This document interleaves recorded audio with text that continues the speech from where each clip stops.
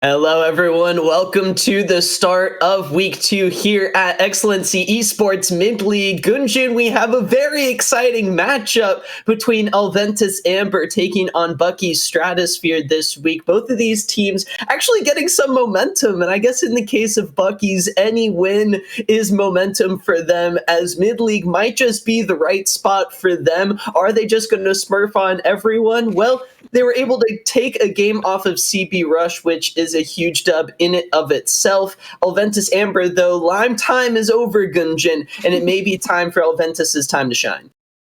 I think so. I think that Bucky's does have kind of room definitely to grow. Obviously, from the rankings that we have going into week 2, most of us have them pretty low. But I think that they have the mechanics, obviously, to kind of be a team that's contending in mid-league, and I think that they also have obviously 8 more weeks to kind of put it all together. So I'm excited to see kind of the growth of this team. But again, that win against CB Rush as a team that I think is probably the best team in the league with the MVP from last season, I think that it's going to be, I think it's a really good statement win to kind of show that, yeah, there is potential here.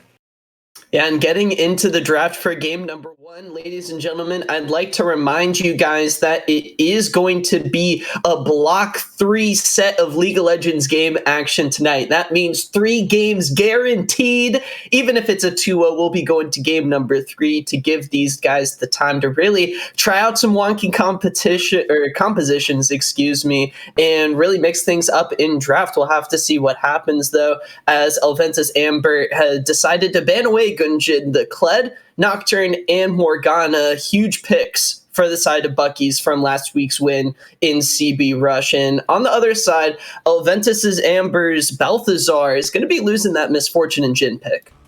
Yeah, and you can see in terms of just the pick and ban, Elventus banning out the Kled, it is something that Bucky's top laner Slim Kim kind of goes on. It's something that he's very comfortable on, and it's a pretty solid pick in the meta at the moment.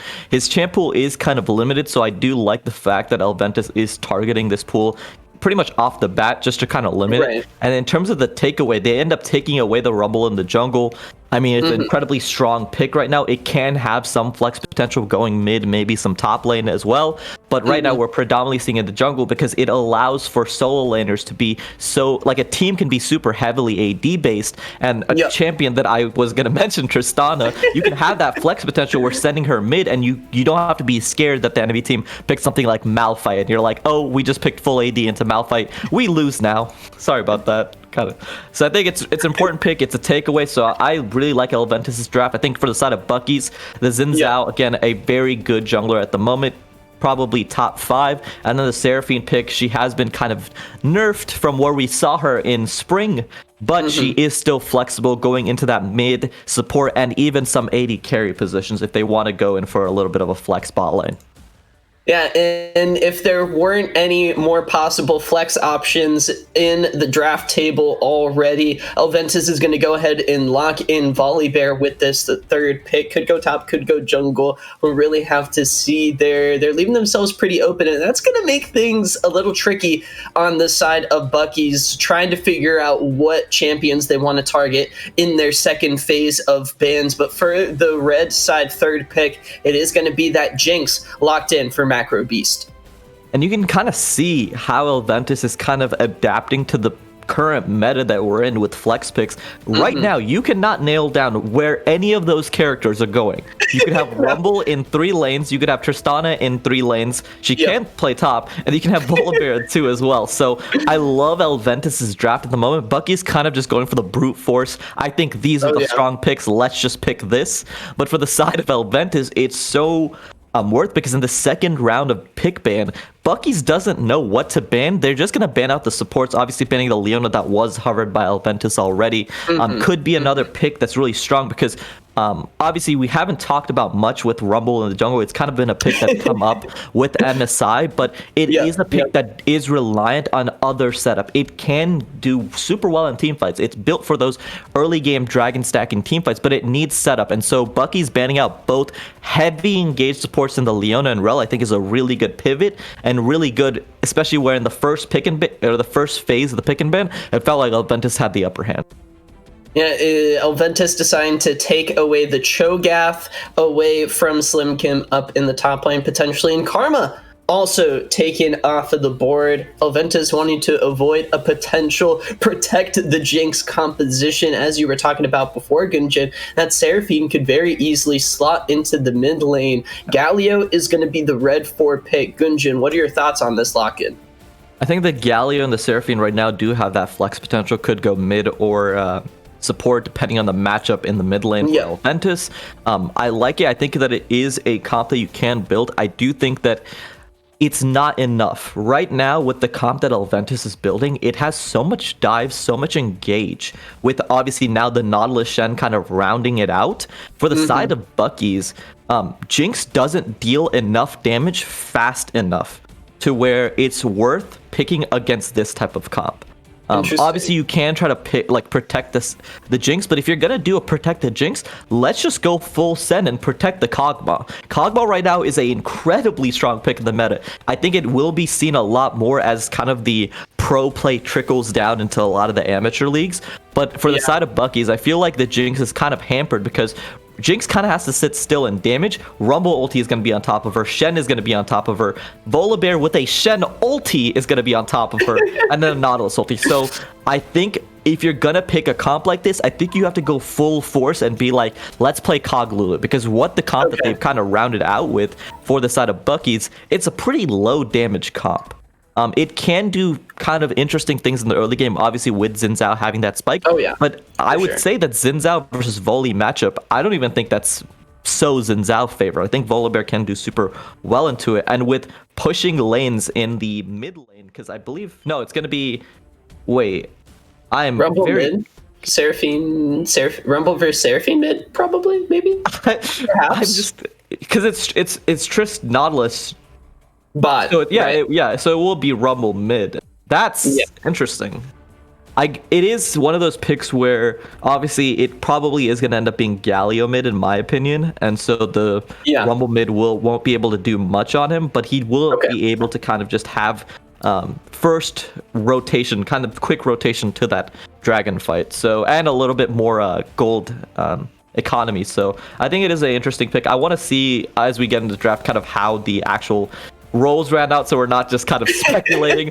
But in terms of comps, I like Elventus's comp because it kind of feels like the new age comp, and then Bucky's comp feels like what Spring X mid league was, where it is that let's play the Jinx Seraphine with the early game focused jungler, and then let's hope we can kind of dragon stack. And so my big thing for the side of Bucky's is going to be those early dragons are super important, because the later you get with this comp, obviously the Jinx Seraphine scales, but the more items you give to this Rumble, the more items you give to the Voli and Shen, it is just harder and harder for Jinx to really operate in these fights.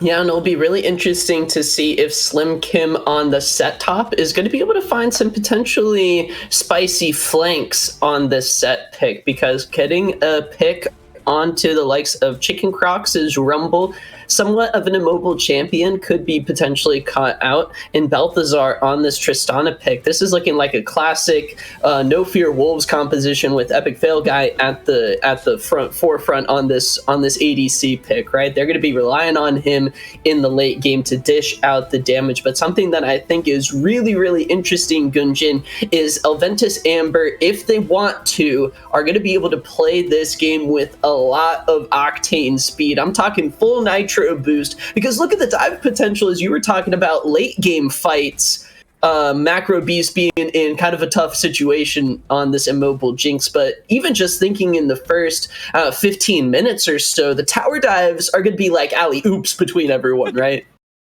No, it's gonna be crazy, and that's what I get scared for, because right now with the Xin Zhao pick, with kind of how they've built this comp out, you need to have some sort of early kind of foothold in the game. You can't just leak away all the resources. But at level 6, this comp for the side of Elventus Amber spikes so hard. You have Voli ulti, Rumble ulti, Shen ulti, Nautilus ulti. Please, I dare you, fight at dragon. That's basically what Elventus is saying. Please try to do a dragon fight, and we are going to ultimate you to death. And so it gets incredibly scary, and I feel like Macrobeast is going to have a really tough time. I do think he is a player that can get it done. From what I've seen from just observing his games, just from looking at his solo queue, he does play a very solid game. the biggest problem that I have with the side of Bucky's is that in terms of overall team coordination, especially in that top side, I feel like Slim Kim's champ pool is really limited. And in a lot of those in the win that they had versus CB Rush, it felt like they kind of used a comp that was a lot more new age than what we're seeing right now. This is a very standard comp from the side of Bucky's. It is a front to back, let's have Galio set.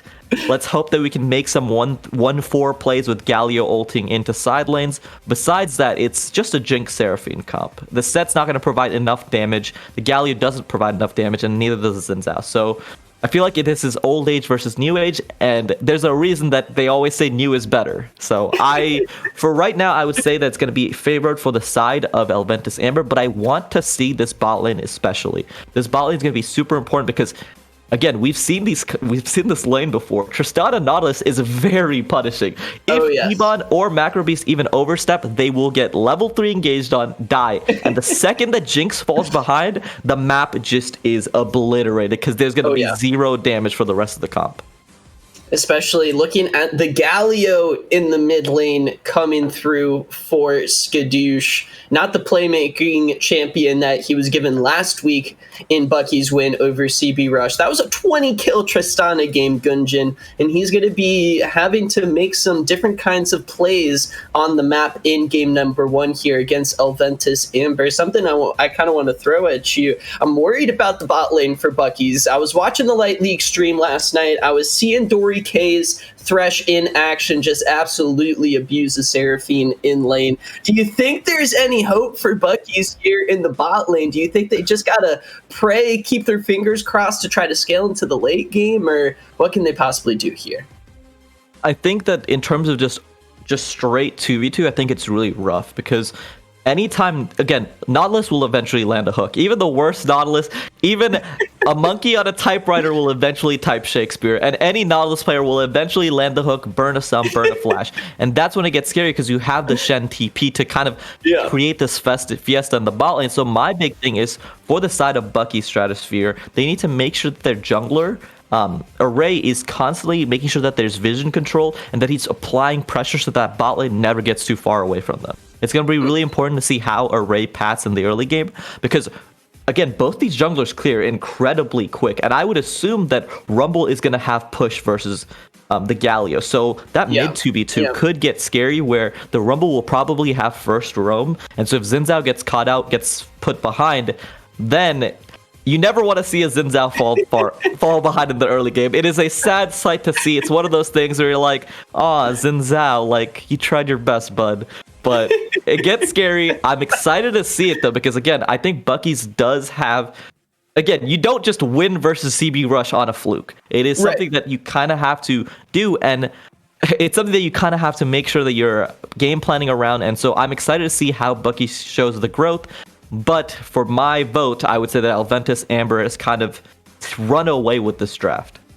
Well, let's see if the Game 2 power spike comes through in Game number 1 for Bucky's. They're already doing better than last season, Gunjin. They've got 1 win in week number 1. They're hoping to maybe get in on the plurality here in week number 2. Elventus Amber sitting at 2-1 on the season after taking on Nine-Tailed Fox Onyx last week. They're hoping to continue on rolling at the start of the mid-league season. Ladies and gentlemen, do not click out of that browser. Cam and Icarus are waiting and excited onto the Rift. It's going to be a very exciting match. We'll be back right after this break.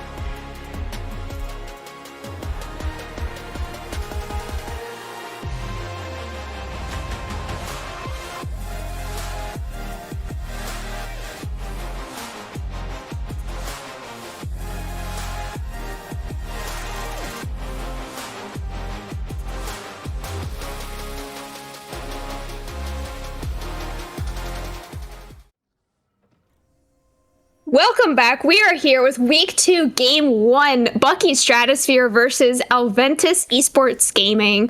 On the opposite sides, as I said them, what we have in our matchups today, Icarus? It's a really spicy game 1 here. Not to right on the back of our pre-show, but they are going to be starting off with what looks like a level 1 stack here through the bottom side. I've always been a huge fan of level 1 strats here. I'm hoping this hook, though. Are they going to find the land? Are they going to find this flash hook onto Macro Beast? Better Chemicals is looking for it, and he is going to find that flash for Macro Beast. That is a very nice flash trait support for ADC level 1 there.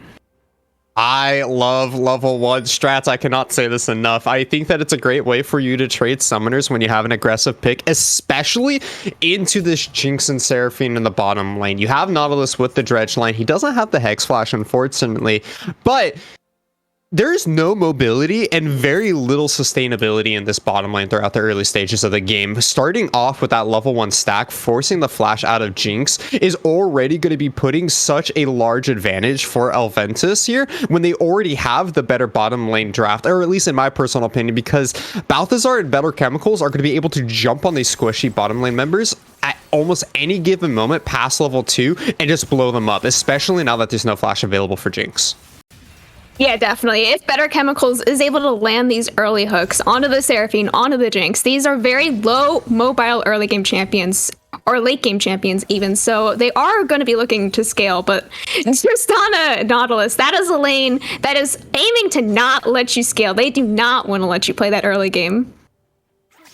Yeah, and there's anything that's going to be able to shut down this early game bottom lane for Elventus. I'm really looking towards Array on the Xin Zhao. I talked about it on a podcast a few weeks ago that there's some interesting Xin Zhao changes came out a few patches ago, and he's really gone under the radar when it comes to these changes. In particular, his W has a much further range, and it also extends his dash distance on top of giving him vision. So really, it just takes a extended W2 in order to get a engage for the Xin Zhao here, which means he's one of the best ganking champions of the game in my opinion. I don't like to see him doing a full clear here, but if he can get off some early ganks, he can make his way around the map a little bit faster than NIL can, especially considering just his options for engaging. But bot lane, bot lane. Better Chemicals did find that nice hook onto Ebon there, but I mean, it is not going to result from much other than a bomb on her head and just a lot of poke. Already half HP there on the Seraphine. That's really what we were talking about in the early stages. You get hooked, you get chunked out super hard in the early game, and Seraphine just doesn't have the items, doesn't have the levels yet in order to really sustain through the full engage damage. Oh, we're gonna have a gank here in the mid lane from Array. He is gonna find that E on Chicken Crocs, forcing out the flash, and that's first blood for Array in this nice gank in the mid lane. Quick and easy first blood. I told you it's going to be coming out from the ganks from Array here. Does he get that? Oh my gosh, this is Scuttle Steal from Array. He's trying to find his kill onto NIL as well. He's going to get another flash, but meanwhile in the bot lane, we have another hook landing onto Ebon, actually getting out their flash this time as well. It's an insane early game start from Array here. He takes the Scuttle Crab away from NIL. He's able to find first blood, getting himself just a little bit ahead here. And with Xin Zhao being such a strong early game champion, getting that first blood, I think is arguably better than giving it to his mid laner. Now he's going to be able to bring that pressure. He's stealing away topside camps. And if he goes topside here, that's going to be shutting down the Shen early. And we talked about a little bit off the desk. I want to see a lot of top lane pressure coming in here from Bucky Stratosphere. Yeah, I mean, Array was able to find that early first blood in the mid lane, as well as stealing away the scuttle from NIL on the top. I mean, he wasn't able to get that double scuttle that you love to see from an early game jungler like Xin Zhao, but he was able to steal that top one and prevent himself from getting double scuttled, so that's almost just as good. It's always great seeing them pick up a scuttle when they shouldn't be allowed to. God, these hooks. It's another hook landing onto the Seraphine. She doesn't have flash available this time and is just going to be able to walk away with that bomb on her head once again. But in the mid lane, we have a taunt landing onto Chicken Crocs. Not much looking from it, but NIL really wants to kill the Seraphine, man. They really do not want Evelyn to have fun in this bot lane here, but NIL, that last tower shot is going to go down. Macro Beast trying to turn this around. One more auto is going to pick up a double kill onto this Nautilus, as well as a TP coming in from behind. Jesus, looking for this taunt onto Balthazar. That's going to be a triple kill for Jinx in this early game. Not what you want from this just taunted Nautilus, whose entire goal is to shut down this Jinx early on. Yeah, and when we said that you got a strong bottom side here for Elventus, when you botch the turret dive that harshly, it makes it so much harder to take advantage of the strong bottom side. We're seeing hook after hook coming out of Better Chemicals here, and he's making this Nautilus look so easy to play here. Oh, top side, I can't even talk. We're gonna have a gank in the top lane here. NIL is trying to do as much as he can in this early game here. Slim Kim already used his flash, and that's just gonna be another kill going over to NIL.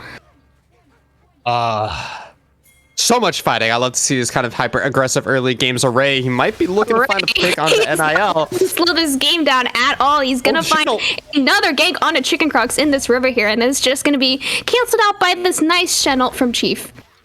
Hey, level 6 picked up by Chief. There's Slim Kim. Going down means that Chief is able to hit that level 6 on the Shen. Immediately has to use Sustain United in order to keep Chicken Crocs alive. But luckily, that means Elventus is not giving over another kill in the mid lane. There is no flash available yet for Rumble. Great cancel there as well onto Array, not allowing him to go back and spend his gold yet. Meanwhile, that's going to give some time for NIL to just go clear his camps. Dragon has spawned onto the map, so I'm curious to see if anyone's going to start that one off just quite yet. But with all this fighting going around the map, it's hard to say who...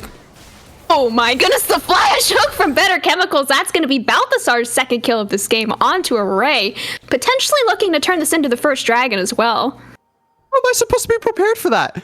How am I supposed to know he's just gonna randomly flash over that wall, find the hook, and then kill Array here? Every time I try and stop and talk about the pressure of all these kills, somebody else goes down.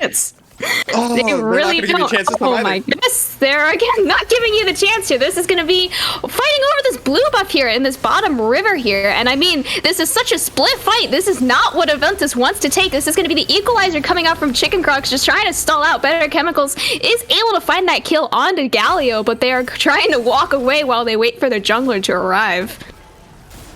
A haymaker topside. Slim Kim may have gone down early, but is still putting the pain into Chief there. At the end of the day, though, blue buff isn't secured by Elventus Gaming. Instead, it is going to be picked up, or actually, it looks like it was, but Nautilus has to take that one away. So it's not going to mean the end of the world here, because it's not going over to the Shauna.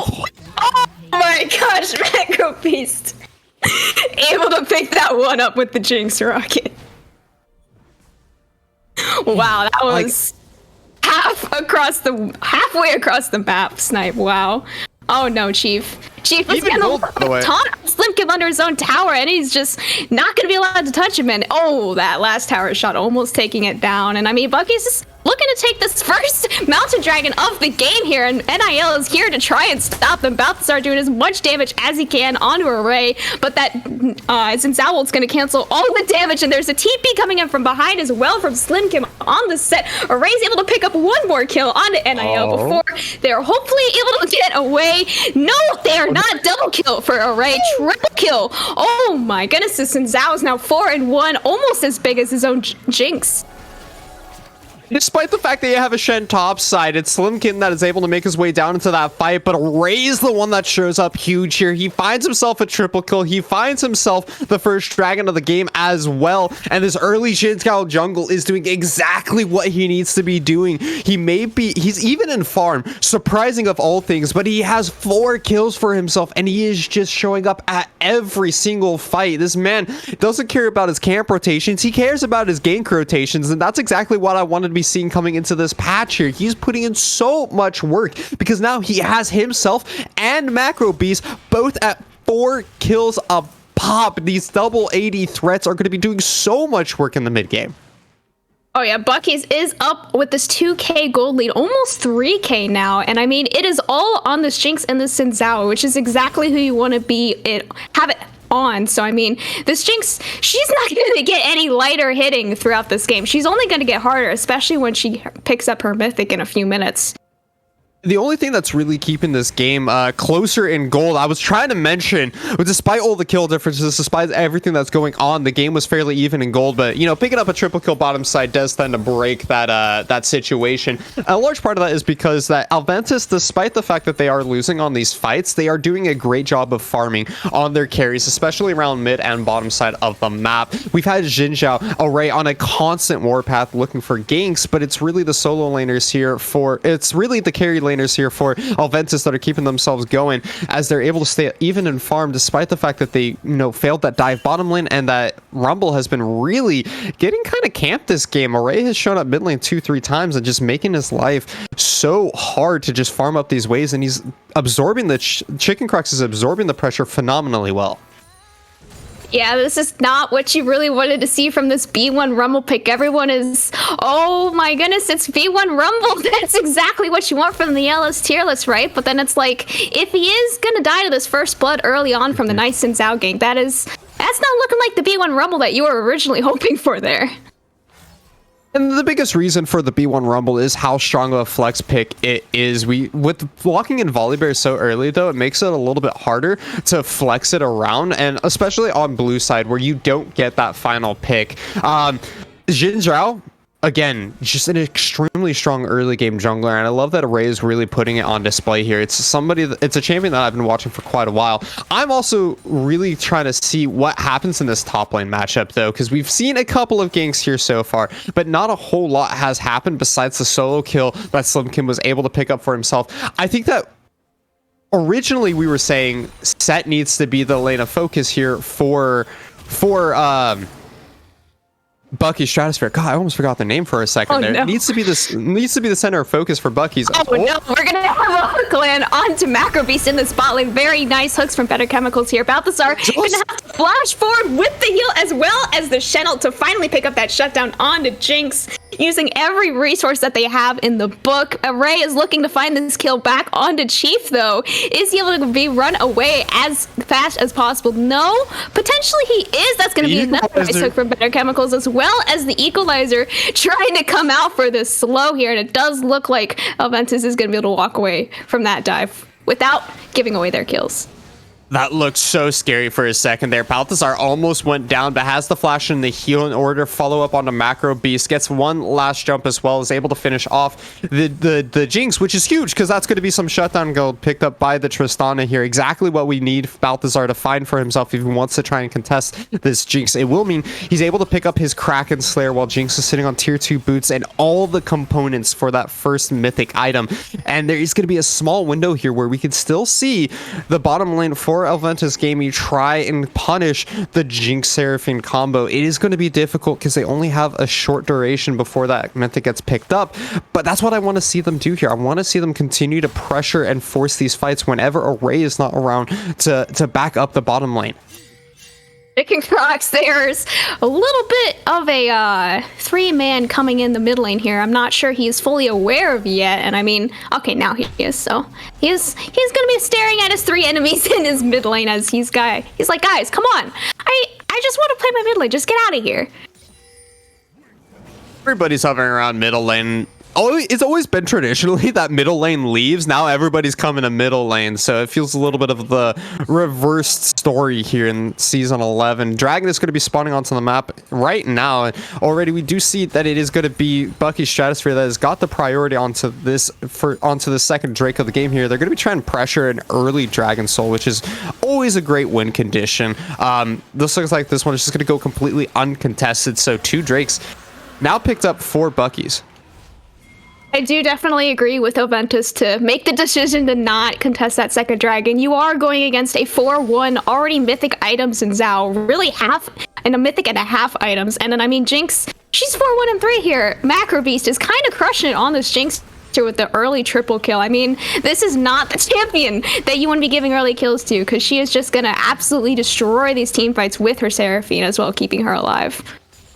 It makes us really question, how is Elventus going to bring themselves back into this game here? We were saying, you know, Balthazar and Better Chemicals, they need to be making the plays happen bottom lane, and they found so many successful hooks, but it was really just that failed turret dive that made this lane so much harder for them, because Macro Beast finds himself 3 kills, picks up a 4th, that downtown rocket shot, and now you have a Jinx who is going to be able to back and finish up the mythic item here. And when you can't find such an early lead on Tristana, you have nothing left to do but try and hyperscale. And the question from there is, does Elventus outscale Bucky Stratosphere? And for me personally, I don't think they do. They might have, you know, 1 extra tank member once Xin Zhao starts to fall off, but Jinx Seraphine is going to be impossible to kill in the later stages of the game. Yeah, I'm not even sure since Zhao falls off as hard as he once did with his recent mini rework, as you were mentioning earlier. He is definitely more of a mid to or early to mid game champ, whereas before his mini rework, I think he was definitely way more of an early game champ. So he is going to be bigger with his few items coming in here as well sooner. We're starting to reach that stage in the game where the lanes are dissolving, and now we're looking towards a little bit more macro play from both of these teams. There's going to be another Rift Herald available, but I'm curious to see whether or not Elventus is going to try and contest this 3rd dragon. If I'm Elventus, I either have to be there super early like they are now. Oh no, we're gonna have a fight over the scuttle here. NIL, this is not where you want to be. That's a double Seraphine ult landing onto the Macro Beast. Is here though. He does so much damage on this Jinx. Balthazar is just trying to run away as fast as he can, but you are not able to run away from this Jinx, man. She's gonna chase you down. That's gonna be a kill, going over to almost every single member of Bucky's. Just over this Vault River scuttle. I said they needed to set up for Dragon early. I didn't mean 3 minutes early here from Elventus. They show up on the bottom side of the map, try and force a fight when they're still behind is the biggest mistake that they made. There is no neutral objective for them to be contesting here. They don't need to be taking that fight. It looked like a good opportunity, and I'll give them that they found a pick and that they were trying to find a great hook for themselves, but they just don't have the damage quite yet. And that's where we need to see them just continue to farm, continue to scale into this game. And after losing that fight, 5,000 gold behind is a little too much at 15 minutes. I think they have to give over this 3rd Drake of the game and just continue to try and find ward coverage in their jungle and farm as many waves as they can. Get this Tristana and get this Rumble to their 2nd item, and hope that for that Elder Soul or for that Dragon Soul, they're able to burn through the frontline members and play more of a front to back composition rather than looking for these picks. Now, if you thought Macro Beast was big in that fight, he didn't even have his Kraken Slayer yet. He just bought his Kraken Slayer and a Zeal and 2 daggers. He's not getting any smaller now. He's gonna be hitting real hard with these rockets in a minute.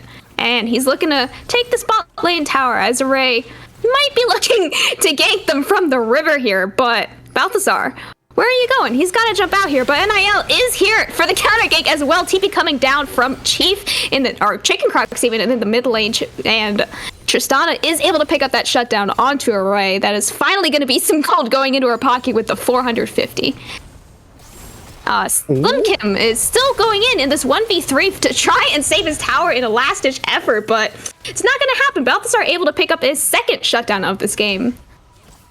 Every time I start to think that going for picks isn't going to be the win condition for Elventus Gaming, they happen to find a pick at that exact moment. I feel like this game has been nothing but a caster curse. If I start saying that, you know, we're going to see a rotation someplace, or better yet, if I say that we're not going to see a rotation from Bucky Stratosphere into the bottom lane in order to pick up that last outer turret, I think we're going to see them rotate into the bottom lane. So really, this game has just been fighting after fighting, non-stop contestation over every single little objective here. Scuttle crabs, bot lane, outer turrets, and it feels like it's almost unnecessary from Elventus. But if they continue to keep finding picks like that, where Slim Kim goes down and just gives over an extra kill to Balthazar, they have no problem, because Tristana has just finished up that second item, and that dragon is just spawned onto the map. So you have a little bit of an itemization lead for your AD carry.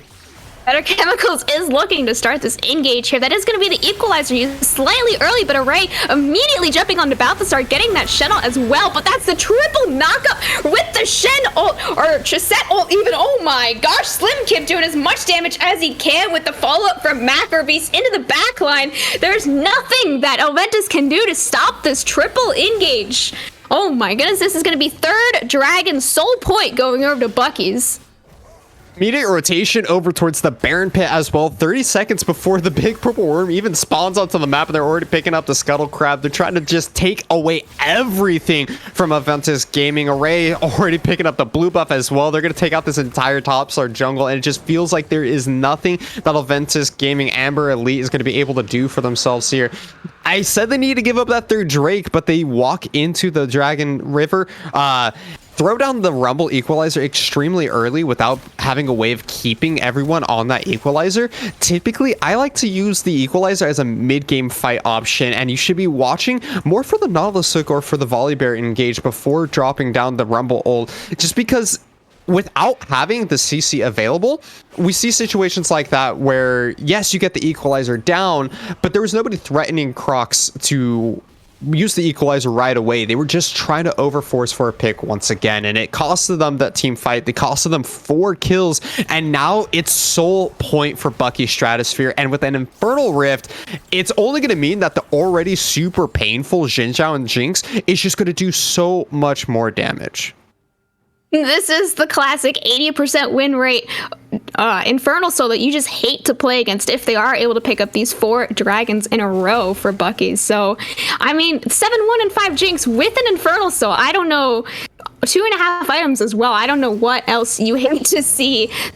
Elventus is down this 5k gold lead as well, so it is going to start to be getting a little rough as well with this siege comp that they have going on. Better Chemicals is looking to drop this Rift Herald, and no, he's just trying to run away from the Rift Herald even. Chicken Crocs not able to survive for this tower. Oh my goodness, NIL's hit by everything under his tower. Bucky's is trying to just end this game with the Rift Herald at 21 minutes here. Chief is running back to base as fast as he can, and so is Balthazar in this bot lane. They're gonna finally back out after taking this mid inhib. And maybe the spicy take. I gave you the spicy take that Bucky Stratosphere is going to be going to playoffs. I just wasn't allowed to say that I truly believe Bucky Stratosphere is going to be the best team in mid-league here. Behind the scenes, they told me I couldn't use it, but we can see just from this game alone, their macro has been on point this entire game so far. They have not given over any kind of neutral objective to their opponents outside of that bot lane outer turret. Both Rift Heralds, the first 3 dragons of the game, and now a Baron at 22 minutes into this game with a 8,000 gold lead. Bucky Stratosphere here with a mid laner who plays mid lane champions similar to their original mid laner, because Jesus just got added to the roster. It's looking so clean here in the first game of this series. I'm honestly not sure what there's going to be for Elventus to do into the next game here, because they're just going to have to, I think they just have to run it back and try to play the early game a little bit better here, because if you can't ban out any one particular member of Bucky's Stratosphere with pulling out some of the niche picks like the Galio, like the Jinzhao jungle. What you can do is you can try and say, you know what, we had a good draft here. We just have to bring it back in game 2 because this one is looking so over here. Bucky Stratosphere is just playing this one phenomenally well. I definitely agree. I mean, Array finding that really nice early first blood in the mid lane onto the Rumble, and then once they were able to capitalize on the mistake from Elventus in that dive in the bot lane, Jinx picking up her triple kill to start off laning phase, that really just ended bot lane for Elventus. And even we're gonna find a hook landing onto Slimkim here in the top lane. 2 ults used already, trying to find anything that they can to turn this game back around. But Slimkim, he is not gonna go down easily on this set. That's gonna be 3 flashes used just to pick up 1 kill while they're looking like they're gonna lose their bot lane inhib to 3 members from Bucky's. Oh, is he gonna cancel these? He gets one. Alright, finds the recall cancel. Oh, wait, the other guy got the backup though. He's gonna find a 1v1 on the NIL here as well. NIL does heal a lot on this Volibear here, and he's trying to run away, but it's not gonna happen from the Xin Zhao E. Array is just so big this game. He's able to cancel it back as well, which allows his bottom lane to pick up the bot lane inhibitor on top of that play. There's 3 members just sitting around on the top side of the map from Elventus Gaming, and you know, Better Chemicals doesn't want to let his laners die here, doesn't want to allow Crocs or NIL to die, so he's sticking around trying to make sure that they get their backs off, but Array just walks up. He doesn't care. He's able to find the poke onto NIL. He finds the kill. Bot lane inhibitor goes down during the meantime, and now it's 20 seconds till Dragon goes down. 2 inhibitors have been destroyed from Elventus Gaming, and already we see that Bucky Stratosphere is gathered around this Dragon Pit. They have been on top of every single objective. This is for sure going to be the Infernal Soul going over to Bucky Stratosphere unless we see some kind of miracle steal here coming in by NIL. I am definitely hoping for the miracle steal just to make this game a little more exciting, but it does look like Bucky's going to be able to pick up these clean 4 early dragons for their Infernal Soul on this 817 Jinx, on this 925 Xin Zhao. Even the 10 Magi stacks on the Galio is just going to do so much damage to Elventus, and it does look like they're going to run it down mid a little bit here, but in fashion, as they do have their Infernal Soul here, as well as the Baron buff, I believe, so they do might not have potentially... Baron. Oh, I already ran out. All right, they are looking to end game 1 of week 2 here against Elventus Gaming. That's going to be the one shot onto Balthazar from Array. So much CC, though. There is no shot for Elventus to even breathe under their own tower. This is going to be game 1 of week 2 of XLNC mid going over to Bucky's Stratosphere. Where did they go? Where did Elventus' entire team disappear to? They got blown up in the blink of an eye, and just the entirety of Bucky's Stratosphere is way too strong at that stage in the game. You get Array going in, he's able to block out all the damage from the AD carries that he's not focusing, or from the mages he's not focusing. But the AoE damage coming in from Macro Beast to follow up with Enray's Engage there does so much damage. The Hurricane, the Kraken Slayer, and surprisingly the Serpent's Fang picked up as well, not allowing those shields to come in for the frontline tanks. And just all across the board, everyone from Bucky Stratosphere was so far ahead that game. They put in such a great amount of work. The Infernal Soul, all the items that they had in terms of advantage, and just the tempo of this game was just all going to Bucky Stratosphere. They controlled this game from beginning to end. I definitely agree, and I think we're going to be looking to throw back to the analyst desk here with Gungeon and Mac Dewey after this game 1. What a game 1 it was. Bucky Stratosphere building on last week. Gungeon, not only do they have one more win than they did last season, they now have 2 wins. The stonks for Bucky Stratosphere are absolutely going through the roof, as here in game number 1 against Elventus Amber, it was a dominating and clean performance to start off week number 2. Yeah, and it felt like Array, especially from the side of Bucky Stratosphere, just picked apart Elventus Amber, especially in that early game. And it was close. in the early game. I'm not going to act like that game was anywhere sort of kind of a fight because, again, it just got so far away from them. But for the side of Bucky's, the play from Array on that Xin Zhao, getting that level 3 first blood, stealing away the Scuttle Crab as well, and just making plays all around the map was super important, and the big turning point. And again, you can't, to say that an entire game is determined by one play in the early game is kind of a, it's not the strongest point that I'm making, but that dive, that 3-man dive that they try to pull off onto the Bucky's bot lane with that was just game breaking for the side of Bucky's, because at that point their top lane matchup, again, when you pick for Elventus, when you pick the Shen into the set, from my expectations, it was going to be pretty much a no contest matchup. Most likely, the Shen was going to farm under his tower, not really look to make any plays besides his teleport plays. But when the play bot lane goes so badly, the lane that you kind of pick around, the Tristana Nautilus into the Jinx Seraphine, the weakest bot lane that you can kind of create in the meta right now, it was just game breaking. And it felt like at that point, Elventus was just kind of tilted, and the rest of the team fights, it just got away from them.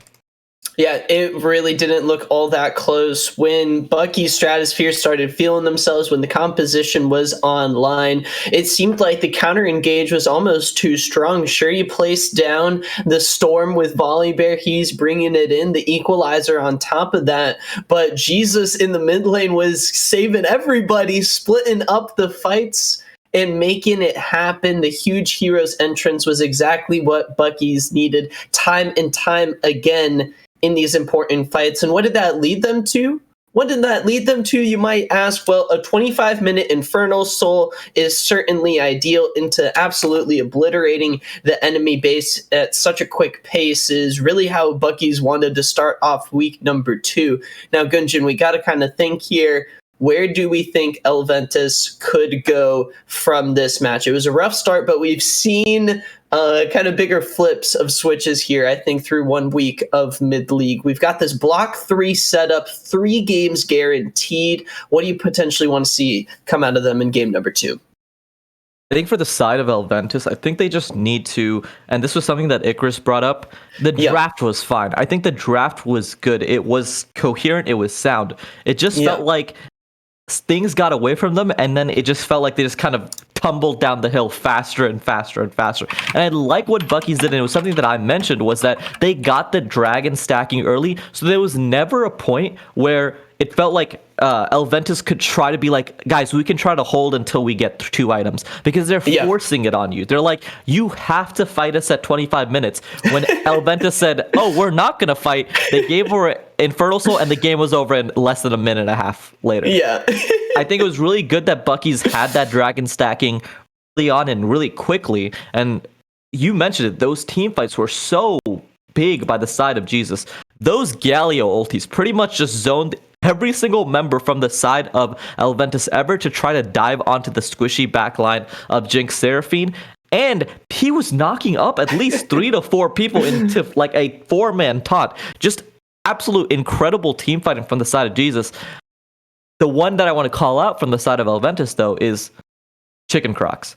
In the mid lane, as a pick, when you pick the Rumble into the Galio, against the Xin Zhao, you should know that your lane is most likely going to be the lane that's going to get ganked, because it's the best gank setup.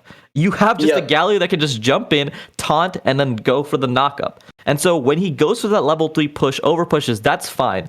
But it felt like in a lot of situations, especially in the mid-game team fighting, he was just kind of dry Rumble ulting. And when I say dry Rumble ulting, you need a little bit of setup. Like a Rumble ulti is like a seasoning on some chicken or like a nice steak. You don't have the seasoning without the steak itself. You have to get the engage off. The Nautilus ultis, you have to wait for the Shen and the volley combo, which we never really saw, to get the fight started. And then you layer the Rumble ulti on top. If you're just dry Rumble ulting, of course, everyone just walks away. They have a Seraphine to run away even faster, and shield. So it just didn't make sense. And it felt like for the side of Elventus, especially if they want to come back into the game number 2, and the set of 3, Chicken Crocs really needs to play a little bit better in game 2.